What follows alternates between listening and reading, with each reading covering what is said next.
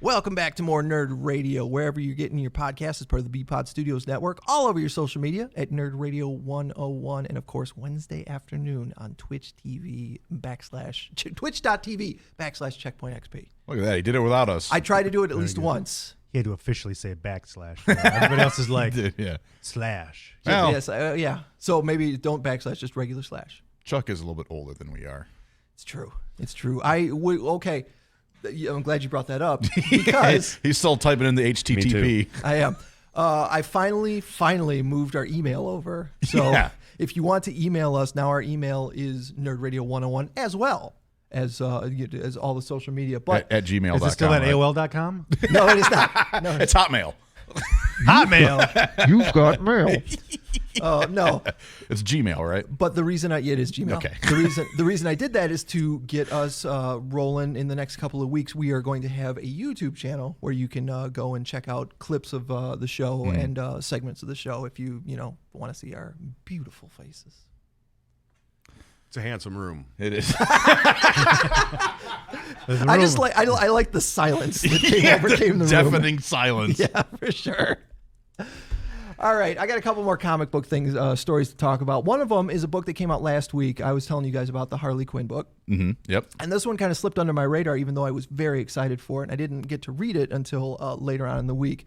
Marvel's been doing this thing the last couple of months where they will take a creative team from some iconic run back in, say, the 70s or 80s. Obviously, the members, the artist and the writer have to still be alive in order to pull this off.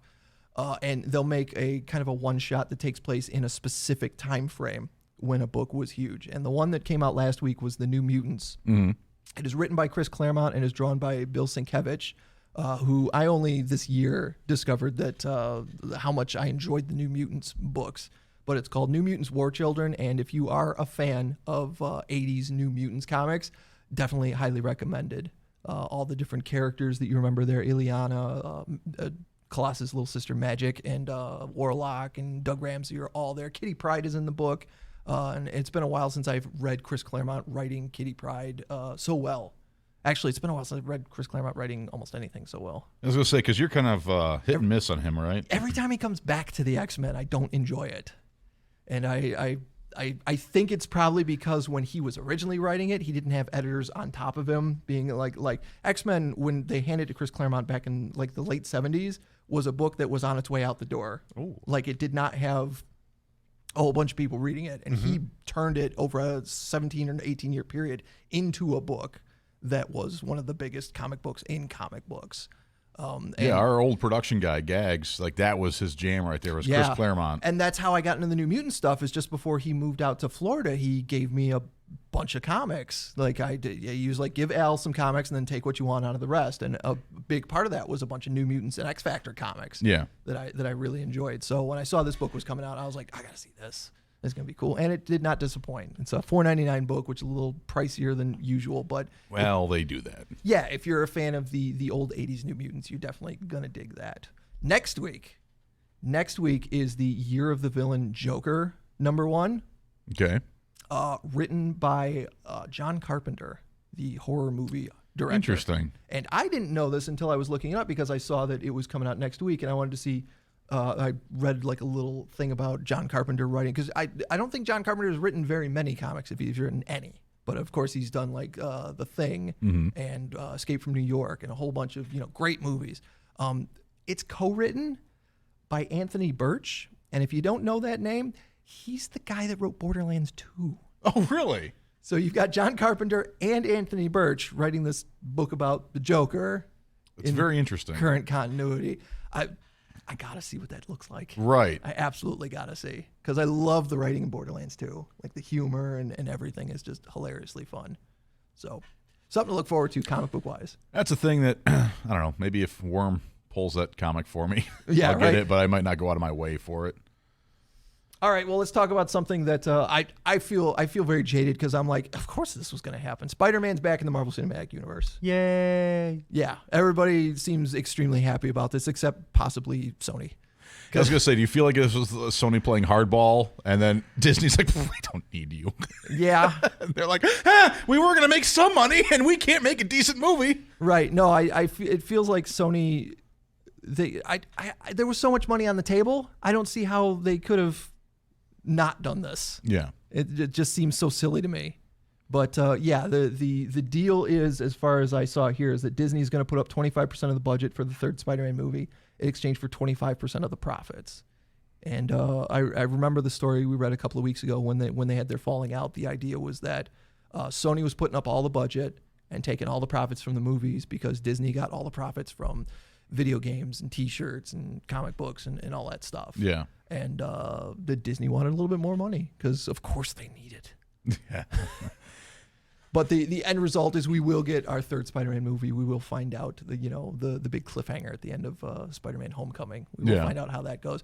And a really interesting rumor I'd read is that Charlie Cox may return as Matt Murdock to play Peter's lawyer. Really? For that third Spider-Man movie. It's interesting. I know that there was another thing that I'd read that the people that work with the Marvel Cinematic Universe, they want to bring back Vincent D'Onofrio as the Kingpin.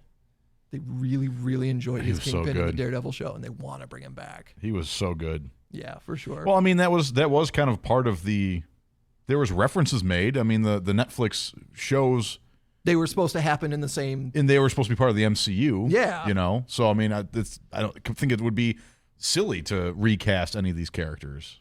Yeah, for sure. Like if you happen to have Jessica Jones show up, it needs to be Kristen Ritter. Yeah, right. Yeah. It would be exceptionally strange. Yeah.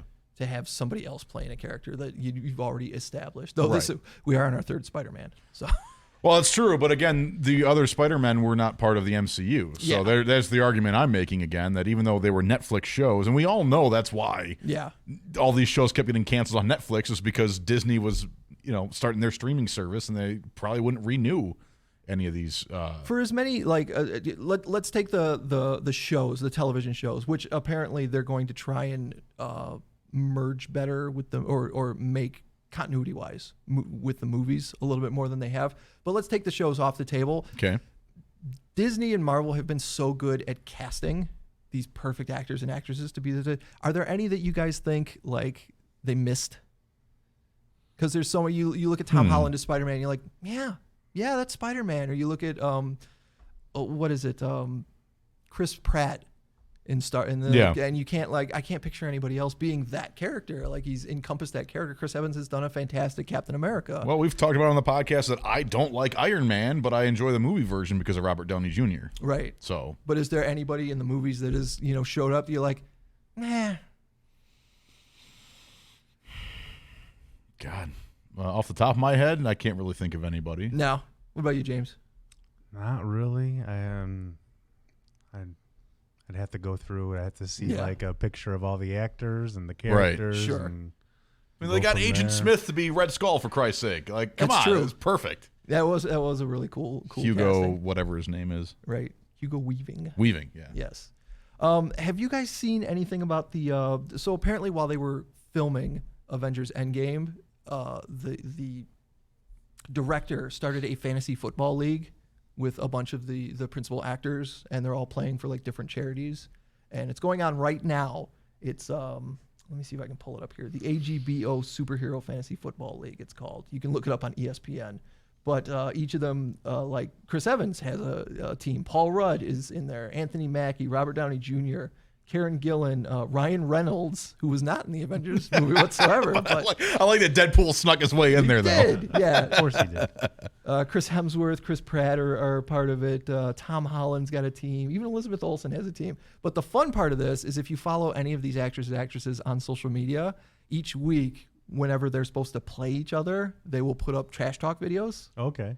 And Ryan Reynolds, by far, is the best at these. Oh, yeah, of course. Because, I think he played Chris Evans' team in the first week, and he will take every opportunity every week to essentially be like, Chris Evans, man, fuck that guy. Every video, he will do that. But it wasn't this past, I think it was last week that his team was playing Karen Gillan's team.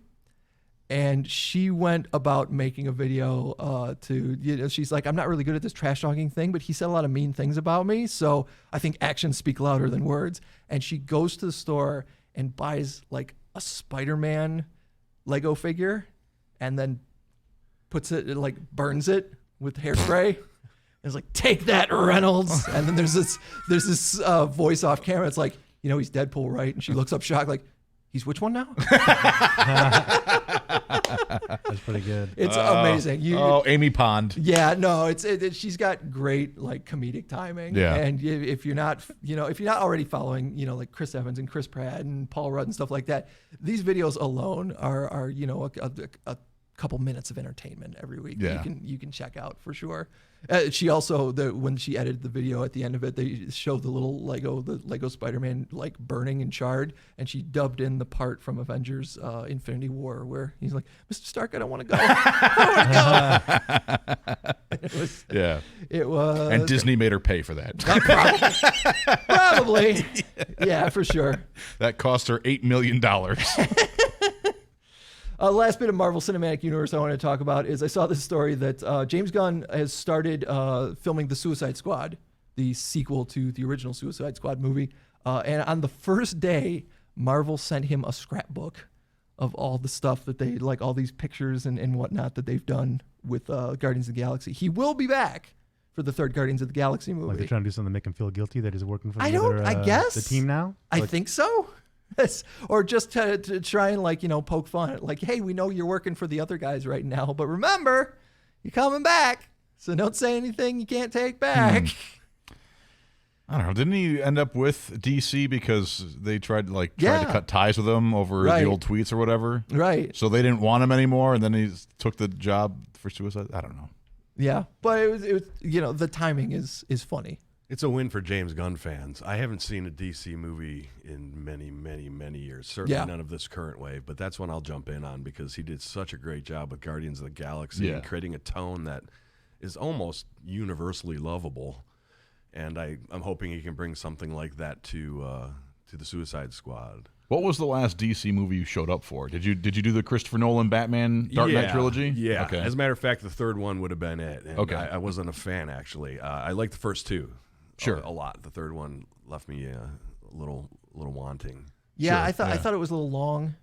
And I remember when I saw it, and I've said for years afterwards that I didn't like Batman Begins because it took so long for him to get to actually be Batman. And then the third one, it was just like, oh my God, so many things have happened. When is this movie over? When is the climax of this movie? I feel like the middle one with the Joker is the one that, okay, you got to see that. When is the climax? A question we've all asked so many times. Well, when the climax is. Yeah. You'll know. You'll know. Are you sure? You'll know. Is it a feeling? Is it do you just when you're ready for a towel, the climax has happened. All right. I'll take your word for it. I'm not sure. Oh, classic James. All right. Well, I had a comment on the significance of the second act of that third Batman movie, but I think that that was knocked out of play. I love it. I didn't realize I was stumbling in all this spooge talk. Yeah. I just said I know you'll know when the climax is. I thought you said you listened to this podcast before. All right, well, let's get Erica in here because there is a lot of wrestling going on this week. This is as I'll say in the next segment, this is the week everything changes when it comes to pro wrestling. And we'll talk about it in the next segment of Nerd Radio. Make sure, if you're downloading us on iTunes, make sure you give us a rate and review. Let us know what you think about the show. And follow us on social media, man, Nerd Radio 101. Contact us. We love to interact with you guys. We had a guy just this week that was asking about comic books. Yeah. That's one of my favorite things in the world. Started listening to the podcast. He's a big Wolverine fan. So he wanted to know do we have any suggestions for him? Maybe we can do that in the next segment real quick. I tweeted him quickly and told him find Old Man Logan and Enemy of the State, both cool. Mark Millar Wolverine stories, fantastic stories. And if you guys have at home, if you're a huge Wolverine fan and you've got a comic book that you think we should recommend, hit us up on Nerd Radio 101, man. We're on Twitter, we're on Instagram, we're on Facebook, and now We're an email and a YouTube channel that you can subscribe to. Now have email. We now have email. We've joined 1995. This is pathetic. Are we still checking the reviews you mentioned on Apple Podcasts? You know what? I will pull them up right now. Okay. And we'll. I want to say maybe if you leave a 5-star review, we might even read it here on the podcast. So yeah. I figure we throw that out there. Maybe if you leave a terrible review. The worse the review, the better the chance it'll get read. Right. All right, we're going to take a break and come back with Eric Banas and some wrestling talk. It's Nerd Radio.